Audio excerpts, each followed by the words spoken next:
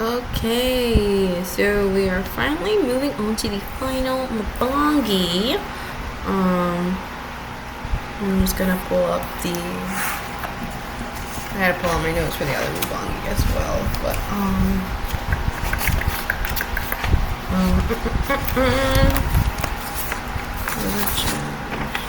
okay. The final Mabongi that I'm going to go over is religious rhetoric.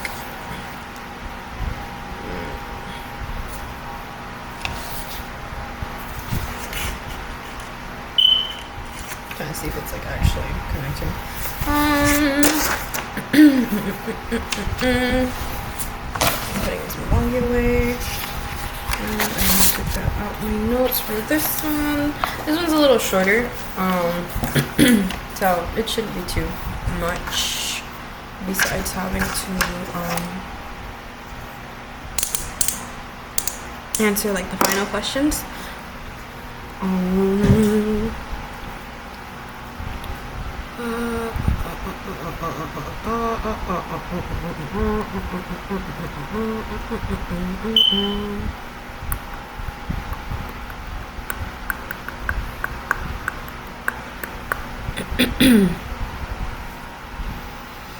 I just want to like put it up so it's like on the screen. Also that way after we can do like an overview of like questions 5, or I guess we could do questions 4 through 6, and then finally answer the Bloom's taxonomy used throughout the course. So we're gonna go over the religious rhetoric. Mabongi.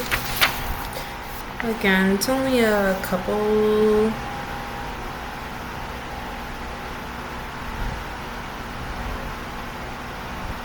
It's not a lot. It's only a couple. So we have. I tried to draw a symbol. We have Gainyam. Is an Akan expression that literally means "except God."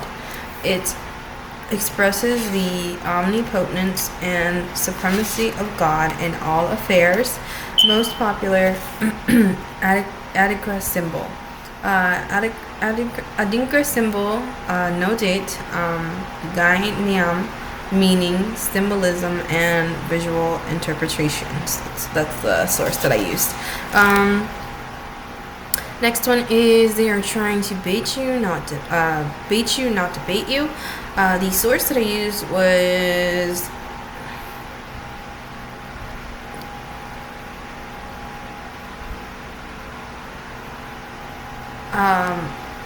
the person who posted it. Their name is Present for Myself 2024.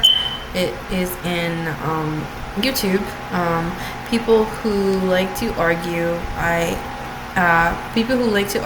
and how to avoid being baited by them. Okay. So, people who just want to argue, they don't want to educate. They did not want healthy discourse.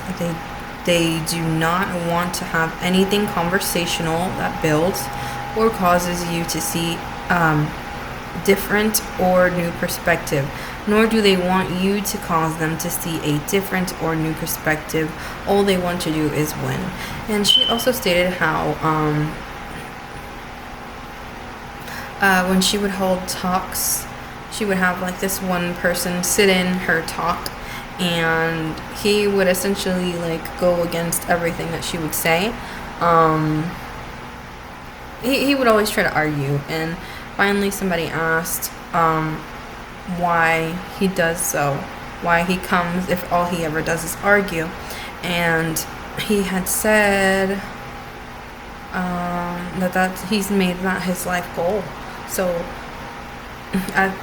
there are some people that are just like that. They just like to argue. They just want to argue. Not necessarily they want to be right. Maybe they know that they're wrong, but they just like arguing. Then we have the Salem witch trials. Okay, so Salem, Massachusetts, February 1692 to May 1693.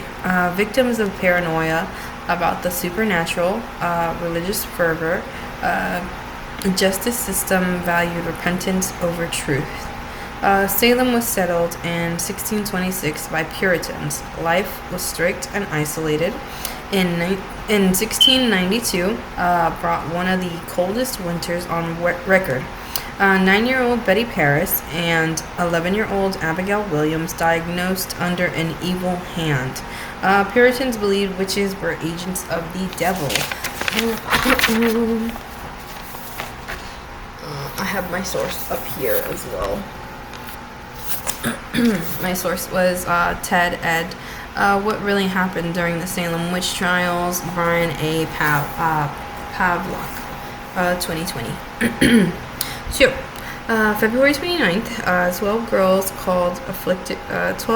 so-called afflicted girls were contorting their bodies. Like bizarre things were happening with them. They would start like waking up in the middle of the night, just being creepy. 4 girls accused 3 local women of tormenting them. Sarah Good, a poor pregnant mother of a young daughter. Sarah Osborne, who hadn't been attending church and was using the family of one of the accusers. Was suing one of the family. Was suing the family of one of the accusers, and Tituba, an enslaved woman in Betty Paris's home. Tituba denied harming the girls at first, but ultimately confessed to practicing witchcraft on the devil's orders, and charged Good and Osborne with having forced her. Osborne died in prison. Good's husband turned against her, testifying that she was a witch or would be one very quickly. Her 4-year-old daughter was imprisoned and gave testimony against her mother. She ultimately gave birth in jail, the baby died, and she was hanged shortly after. Tituba was held in custody until May and then released. But this was literally just the beginning of all the circumstances leading up. They were not, they being the people of Salem, they were not interested in thoroughly investigating the charges. If accused confessed, asked for forgiveness, promised to not engage with witchcraft anymore.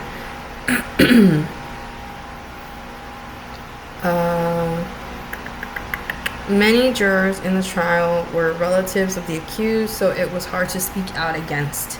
And then if you did speak out against Judge Nathaniel Saltonstall, you came under suspicion immediately. Spring of 1693, over 100 people imprisoned, 14 women executed, 6 men executed. Neighboring communities were getting accused as well. When the governor of Massachusetts colony, his wife, was accused, then the trials became suspended. Sentences were amended, prisoners were released, and the arrests were stopped. And there was a speculation at the end of this that fungus was the a fungus disease was what caused the girls to get sick, which eventually led to like the whole contorting and it's basically kind of like a brain hemorrhage, like brain swelling. And then we're moving on to Zora Neale Hurston. I used 2 sightings. One of them, I think, was like 2 or 3 minutes long, and the other one was about 20. So, I'm gonna also go over like the differences in them that I found. So we have one of the sources, which was going to be the long one, was Crash Course 2022, Zora Neale Hurston, Crash Course Black History number 30, and Miami-Dade Public Library 2024, Who Am I? Zora Neale Hurston. So, to begin, I did have to go over this So born in, and originally I have Eatonville, Florida. Um, she's associated with that part of Florida, but she was ultimately born in Natasulga, Alabama, January 7th in 1891. So the short video had said that she was the seventh of 18 children, and the long one said that she was the fifth of 8 children, and I did verify this with other facts from other websites because I wanted to see like what was going on there. So always check your sources. I think I'm learning that slowly.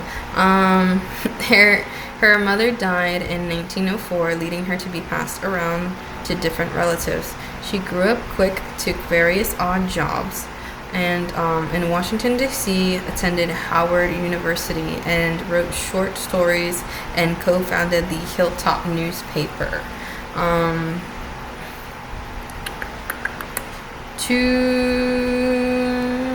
She also did 2 years of graduate school at Columbia University, studied under Franz Boas. He is an anthropologist. While in New York for school, she founded a literary magazine called Fire alongside Langston Hughes and Richard Bruce Nugent. There were very many mixed reviews. First short story was published while studying at Howard. Later studied folk art and anthropology at Barnard College in New York City schools.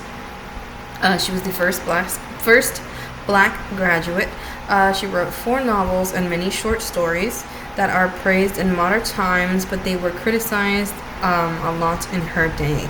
African Americans accused her of representing a circus-like side of black life. They said she was taking advantage of ordinary black people, telling humorous stories about their lives to make white people laugh. Critics also charged her with making light of Southern black life.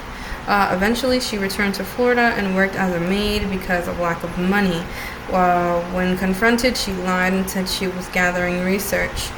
She had been married twice and divorced both times. In her final years, she was a poor woman living in a dilapidated building where she paid $5 per week to live. Best known female author of the Harlem Renaissance, and her 1937 book, Their Eyes Were Watching God, would later sell more than 1 million copies. Had a stroke in 1959, forced her to enter Fort Lucie County Welfare Home. She died in January 28th, 1960, at the age of 69. So, originally from like the short one, I had like this information. I didn't have the information of the co-founded Hilltop newspaper, so that was like out, and so were these. So it was literally just this. It was like straightforward, just this. So in comparison to the other one, I added more facts. So this one is talking about her essay Sweat, published in Fire, the magazine that she co-founded with Langston Hughes and Bruce Nugent.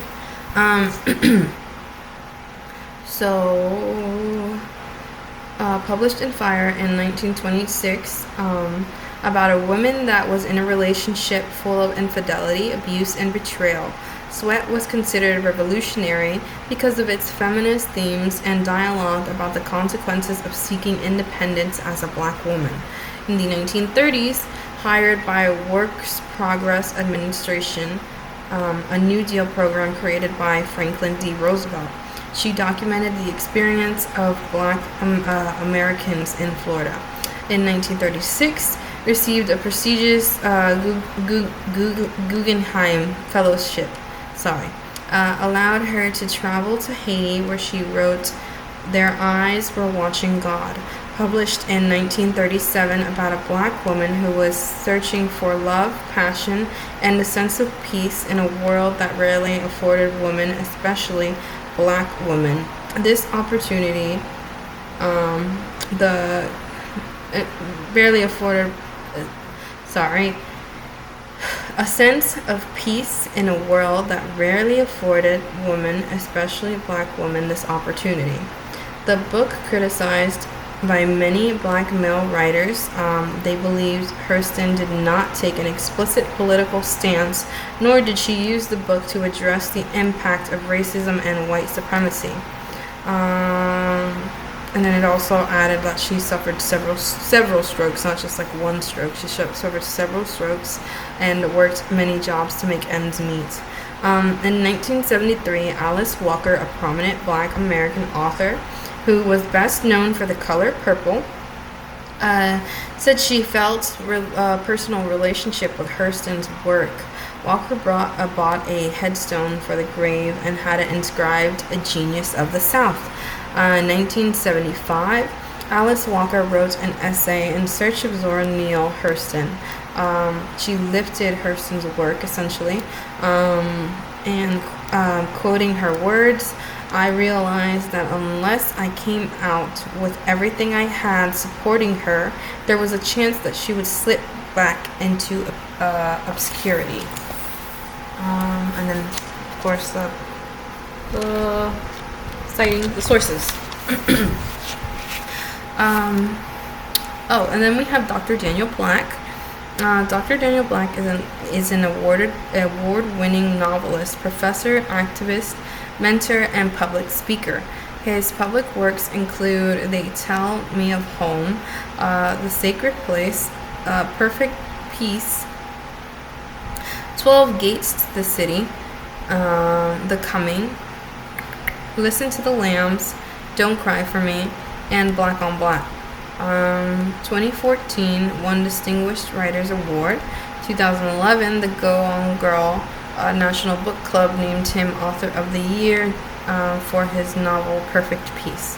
I got this information from WMEDU keynote speaker Daniel Black, PhD. There was no date. And then Toni Morrison is the same one that I went over earlier. Toni Morrison, February 18, 1931, Lorain, Ohio, U.S. Died August 5th, 2019, Bronx, New York. American writer noted for her examination of black experience, particularly black female experience within black community, and for her poetic, luminous prose. Considered one of the greatest contemporary American novelists, she received the Nobel Prize for Literature in 1993, becoming the first black female writer in history to be honored with the prize. Also, I said I wasn't going to mention that. And then, Britannica Editors on June 10th, 2026. And then we have confirmation bias. What it is, when people only look for and see information that confirms their own beliefs, ignores information that disproves the idea. Why? It is a result from our brains looking for more efficient ways to interpret information. Basically, like our brains being lazy and not wanting to actually develop. That's also why I drew like the little squigglies. They had that on there. It was like only like barely something gets in there. Information filters. Brain's bias to what we already know and not shaking things up. And then I also have this. So essentially, facts and how people can interpret it differently. Especially when you have like an emotional lock. I got this information from Mindful Thinks 2022. What is confirmation bias, psychological explanation, and examples. I also have the and next is the Kaizen method. My first source was Ion Tech 2020. What is Kaizen? Kaizen and learn. So Kaizen method. Kaizen is two Japanese words, loosely translated to good change or improvement. Kaizen is the key concept of creating small positive changes to eventually reap major improvements. An attitude based on cooperation and commitment instead of radical top-down transformations. Developed after Japan's surrender at the end of the Second World War, September 2nd, 1945. And I also used Carl Rosa 2022, Kaizen Japan's Brilliant Technique for Success as a source. And it says Kai means change, Zen means good, essentially meaning change is good. Continuous change for positive outcomes. And I drew like a little circle right here. Essentially, define a desired outcome is step 1, and then you have to implement small changes. 3, review the results, and 4, adjust or modify the actions, and then reduce the effort to the smallest possible actions while monitoring the outcome. Okay, and then we have the treatment of disabled people by the Christian Church. I didn't understand how to find this, so I went through and looked up early Christian Church treatment of disabled people, and then went to the Middle Ages, the Renaissance period, early America. A little different between all. A little different, but not really, essentially. So early Christian Church, many different form of impairments were identified as being signs or portents of the God's displeasure or judgment. Babies were abandoned, left to be eaten. They were seen as never being able to grow into contributing members of society. And then Basil the Great came along, spoke out against this, and then said how value of all human life was important. And he established inns for guests, medical and social care to all at the point of need. John Beauchamp, the history of Beauchamp, this is the source. John Beauchamp, the history of disabled and the church, Anglican.org, 18th November 2024. And the Middle Ages, dominated by the principles of Christianity. The scripture of the Old Testament linked sin against God with chronic illness and disability. Renaissance period, more studies were able to be done. Physicians studied cadavers. People with mental illness and mental retardation were sent to asylums rather than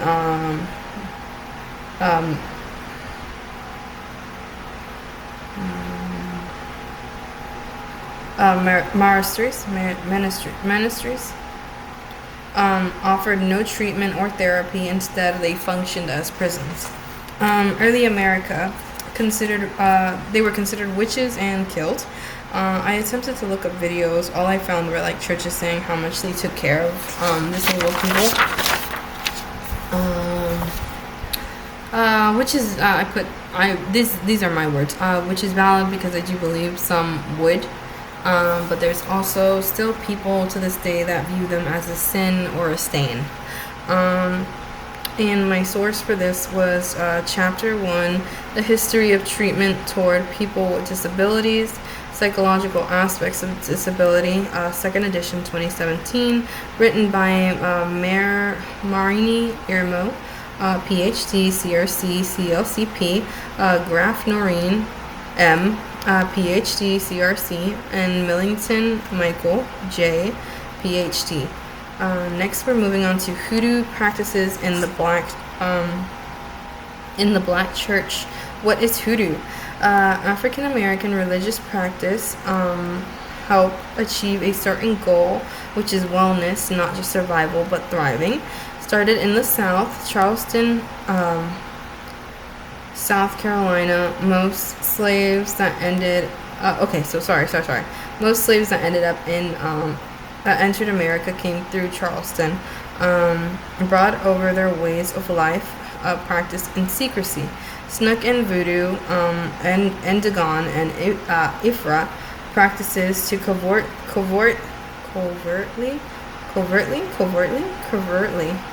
practice what they knew. Examples are the ring shout, practice where people are shouting and gathering in a circle, praise and dance in honor of whatever energy is being called upon. We gotta also have drum circles. Falling out was when the overwhelmed person fell and was immediately covered in with a sheet in case an overseer saw, and so they would think that they were just sleeping, because essentially it was better, because if they saw them on the floor like that, they would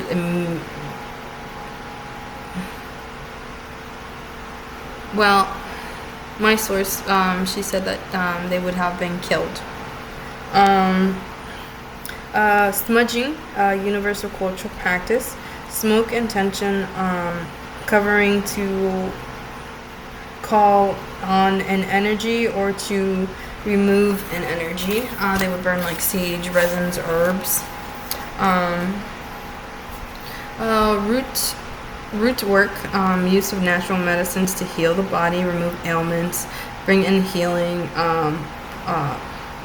prosperity.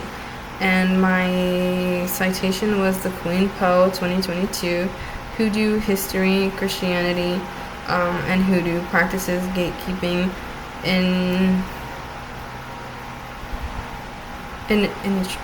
initiation, resources, and more.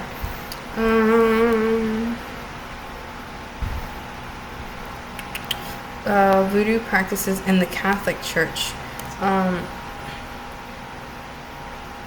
Catholic saints were hidden traditionally, like their spirit, Iwa, to avoid persecution. Healing power of saints, the burning of sage. So those are just like a couple. Faithcounts.com, what I have learned about Catholicism and voodoo from a pilgrimage in Haiti, written by Louis Saint and Gilberry, no date. The Ash experiment.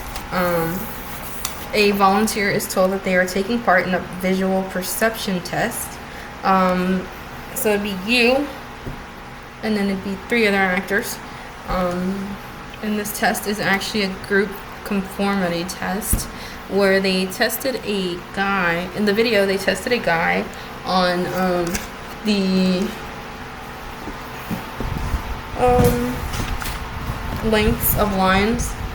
So essentially, they would lie and say that, for example, the answer was that the matching line would be like the 3rd line, and they would all agree and say it was the 2nd line, just so it would see how the person would react, the one being tested about group conformity. So it would see if they would conform, which it did end up happening. And my citation is from Coolway 2008, the Ash Experiment video. We got Milgram Experiment, Sprouts. The Milgram Experiment, Obedience to Authority 2022, that is my source. In 1961, Stanley Milgram, a young psychologist, wanted to find out how ordinary citizens were able to do wicked things in Nazi Germany. His theory: some people do horrific things because they obey even the most wicked leaders. So, he had people gather and pull a popsicle stick for their role to play. What they didn't know is that all of them were assigned to be the teacher. So you have the teacher, and then you have two actors. One of them is the authority, experimenter dressed in a lab coat to appear powerful, and then you have the student, which was a victim. He also the actor. So the teacher would test the student. For every wrong answer, the experimenter asked teacher to shock the student. The teacher would experience the shock beforehand, so like they knew how much it hurt, how it felt. They start at 15 volts, which increases until 450 volts. It was not real. If it was real, they would have died. And every time like the teacher would like back off and say, like maybe not even say, but just like their body language was like, I'm not gonna do it. I'm not gonna shock this person.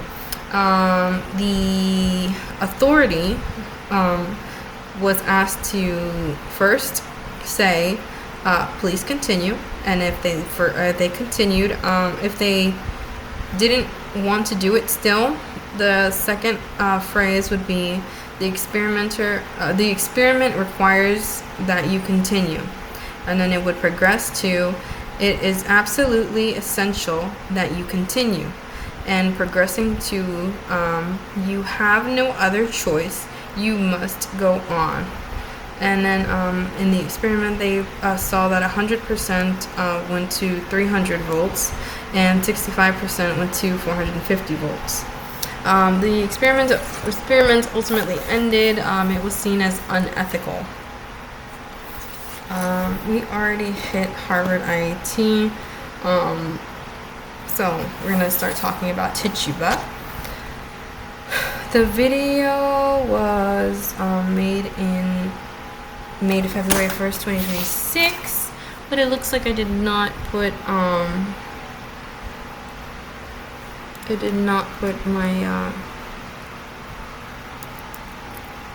my citing. Maybe it was this one. It was like an hour long, I remember. It was like an hour long. This one. Okay, it was almost 2 hours long. Okay, so I need to write that down. My pen. Here. So it would be the slave Tituba, the real story, America. But I believe it's like the real story America never wanted to tell or share. I'm gonna turn this. Okay. America never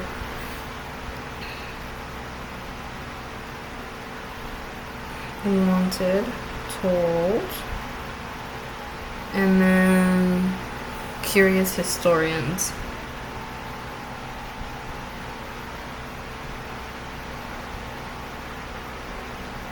Alright, and then yes, February 1st, 2026. So, essentially, Tituba, slave, the first accused of witchcraft. She lived in this man's house. His name is Paris, last name Paris. Her confessions were hidden. Not much is known about her. Paris and Tituba assumed something was going on between them, the townspeople. Samuel Paris arrived 1689. His latest attempt to bring stability. Paris was 46 years old when coming to Salem. He failed at everything given to him in life. Retained two enslaved people, a man named John and a woman named Tituba. Claims his marriage to, there are a lot of claims speculating that his marriage to Elizabeth Eldridge in 1681 had been an attempt to establish respectability. Tituba managed his household, had access to his papers, and was present during private family discussions. She was seen as property, not a person. She was a dark-skinned woman from the Caribbean.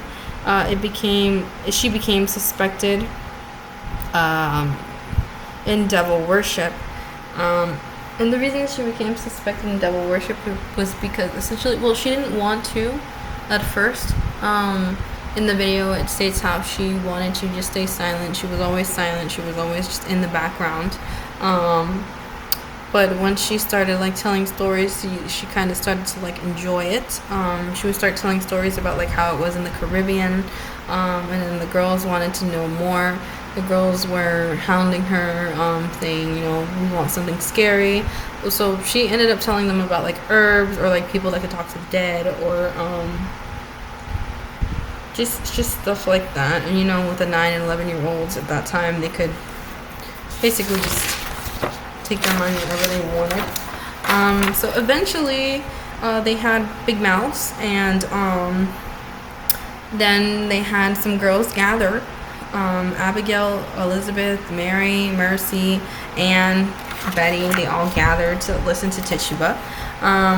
But ultimately, Tituba was being watched by Reverend Paris. He suspected sins. He suspected witchcraft. But in that time, it was very serious to accuse somebody of being a witch. So when Betty began to have fits in late January, Reverend Paris said this was divine punishment. After Betty, it was Abigail it started happening to Abigail as well. Tituba was asked for her familiarity with witch spirit, and what's it called? So this was basically her being interviewed by Magistrate Hawthorne, and she said, "The devil came to me and bid me serve him."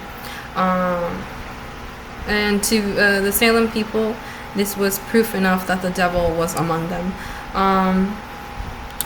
So Magistrate Hawthorne, who have you seen with the devil? She described a tall man from Boston dressed in all black and demanded she signed his book in blood. He appeared to her sometimes as a man, sometimes as a dog, sometimes as a hog. She was shown a book with 9 names. Ultimately, they said that she didn't know how to read well, but she did recognize Sarah Osborne and Sarah Good's name in the book. What did the devil promise you if you would serve him? He said he would give me many fine things. What did he want you to do? He wanted me to hurt the children. And did you hurt them? And they said that she stayed silent for a little bit, and then she ended up like breaking down, like crying, and saying, "He made me hurt them. I tried not to, but he was too powerful. He hurt me when I refused." And she showed them scarring that she had all over her body. She said she saw Sarah Good and Sarah Osborne. There were others too. To them, it was, to the Salem, it was proof that there was like a covenant of witches. She ultimately saved her own life through her own words and calculated act of survival. She did end up leaving, and I heard that she ended up leaving. But again, not much is like actually known about her. Okay. For free will or God's will, I use Language and Philosophy 2022. What is free will? Free will, the capacity of human beings to choose among alternatives or act in certain situations independent of nature, social, or divine restraint. Choice that are generally their own. It's not related to freedom of action. freedom of action being things that prevent a person from doing something. It's not related to liberty. Liberty being the ability to do as one pleases. It is a given right, privilege, or immunity. Just because you will be imprisoned for killing a person doesn't mean you can't choose to do so. Free will is more fundamental than freedom of action and liberty. Free will, you have your own moral responsibility. Moral responsibility, or the ownership of one's good or bad action and its consequences, contrasted with determinism.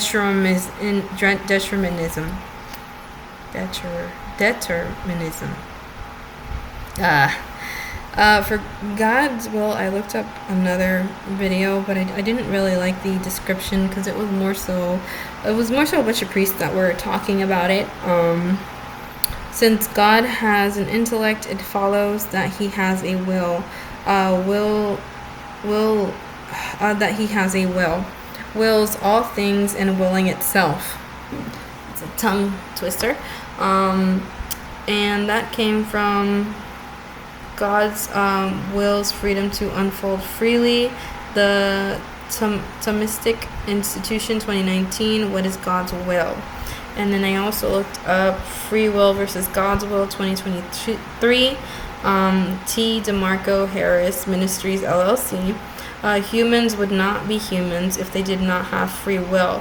We must have the ability and desire to do things of which will not be what God wants us to have or do, but at what cost. The desire to please God ultimately greater than the desire to please selves. I believe that's what he was relating it to. And then we did, how does your religion treat other people? And I put that I've never actually assimilated to a religion, essentially because so I was born into being a Catholic, but we never really went to the church. I was baptized as a Catholic, and we never really went to the church. After my mother and father had separated, I was around 5. I think my mother did try to go to church, but I do remember that there was one time that I guess I was just not having it. I was not feeling it. I had started crying. I became a pain for my mother to even take to church. I never saw her go to church on her own as well. The next time I saw a church was when I was doing my first communion with my little brother.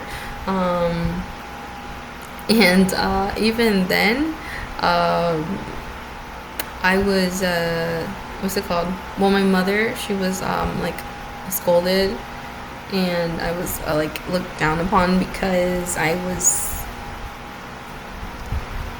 think I had to be around 12 or 13 when I was doing this, and essentially the other kids in the class were about maybe 7. So they were younger than me. And then after that, the next time I saw a church was alongside my friend. She invited me to a Mormon church. It was normal. They were nice. I think that's what ends up happening a lot when I first end up going, because I am very open to going to different ones, and just listening, sitting and listening.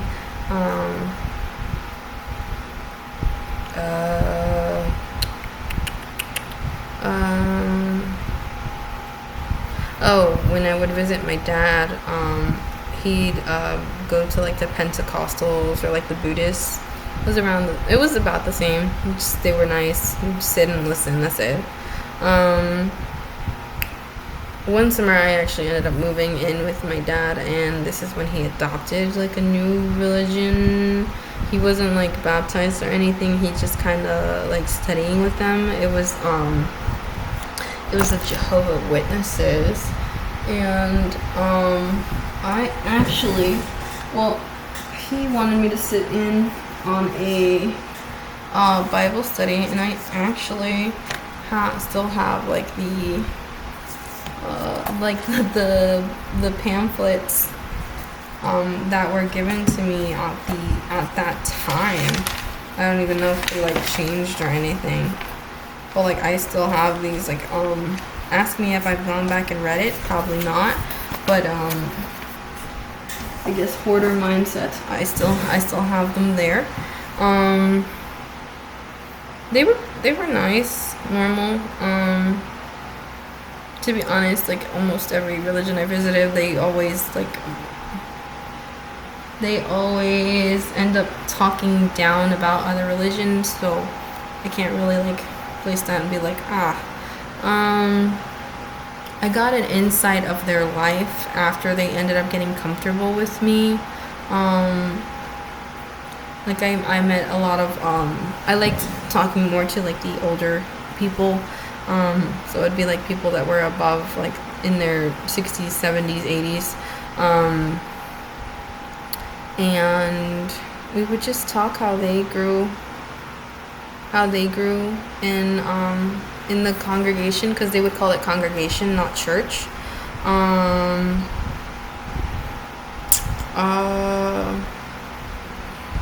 And then I think a lot of them, they have a lot of like the churches and the congregation, they have the whole thing of like, if you're not part of this certain religion, you are seen as an outsider, and essentially you are a way of committing sin easier, like a bad influence. I don't know. There's like a lot of, there's a lot of correlations. Well, they don't really celebrate holidays. Like a lot of the other ones, like I believe it was the Pentecostal that my dad was going to. They didn't celebrate Halloween. And then you got the ones that celebrate Hanukkah. So I don't know. I think everybody's different. Everybody's entitled to be different. My overall summary, all of them are nice to an extent. I don't really have like a set opinion. Just ultimately, I feel like all of them correlate in some way. So, moving on. Do you really believe that a supreme God will only write one book, if there is a book? I have no solid opinion on this. I literally wrote that on my paper.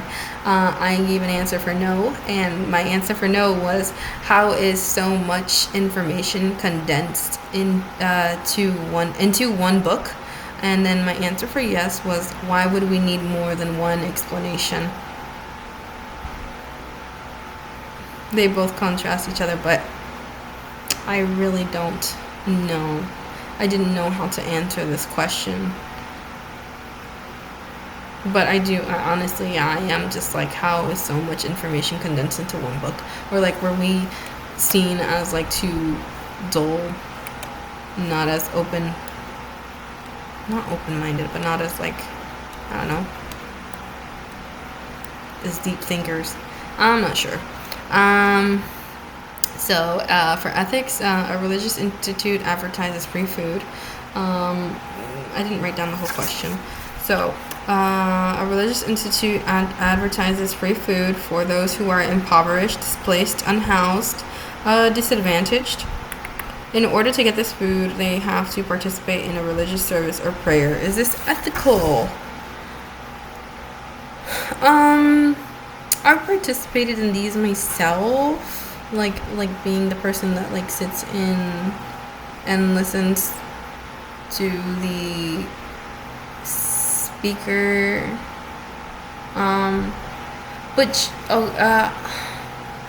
So she ultimately said it is not a service. It was a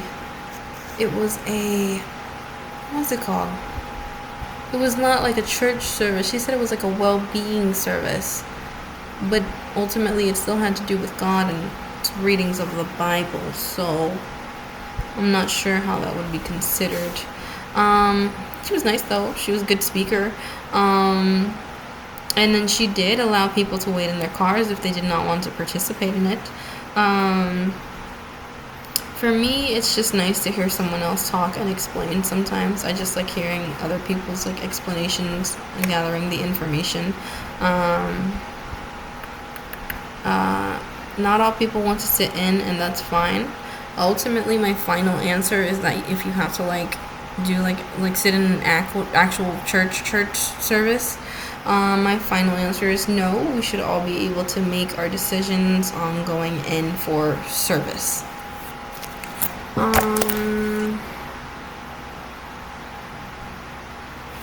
else? I guess that's it.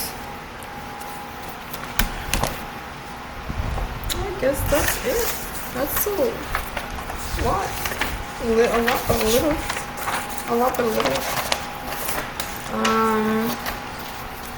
Okay. So ultimately, like all the Mabangi readings, the research, locate and use appropriate reference material. So, we were getting ready for something big, which is this assignment. So it's kind of sad it's over.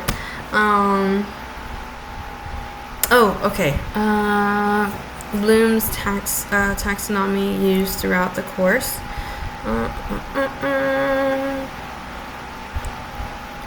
So here we have the create, evaluate, analyze, apply, understand, remember, combine parts, make a new whole, judge the value of the information, ideas, breaking down information into component parts, applying facts, rules, understanding that the facts mean.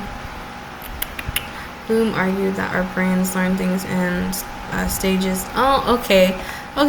So I think just basically how we started the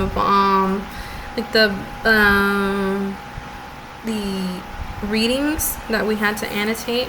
Like I think that was like a part of the starting. Like helping us understand how to like gather information. It was like a step-by-step process.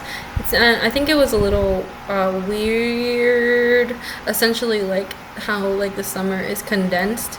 The fact that we learned at a it's not that it's weird, but it's kind of like we just learned at a faster pace than it would have been like a normal I believe it's like a 16-week class.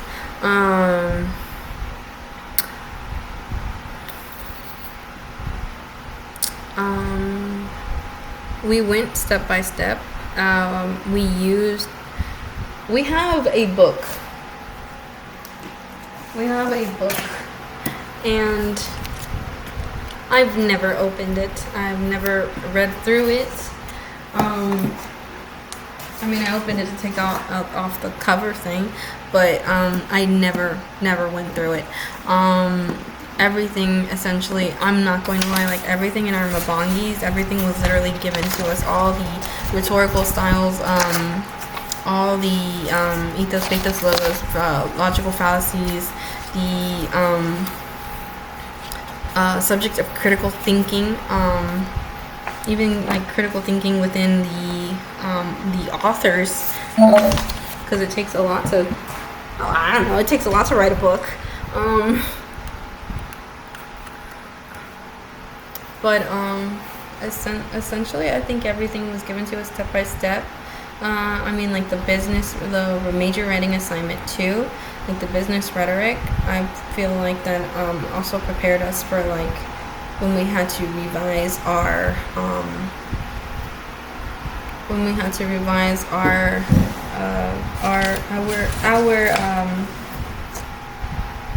what are they called? You know what I'm talking about. When we had to revise our resumes, yes. Ultimately, it prepared us for like the exclusion of bias within it, and ultimately it prepares us for life skills. All of these are not meaningless. These are life skills: critical thinking, the namely questions, being able to use our brain to a better ability, on not being so closed-minded, being able to talk to people and listen to people, being able to know that there's people in the world that aren't like that. Anti-intellectualism. What else? The Dunning-Kruger effect. There's still people that are like that, and we just learn how to deal with it, and we learn that maybe sometimes we need to get away from those people.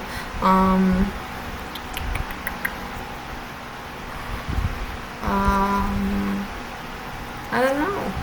I think it can still build. We can always build on learning.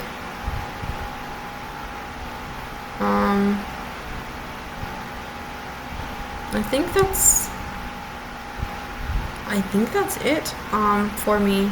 So yeah, I had an amazing time in this class. I really appreciate everything. A lot of life skills. I feel like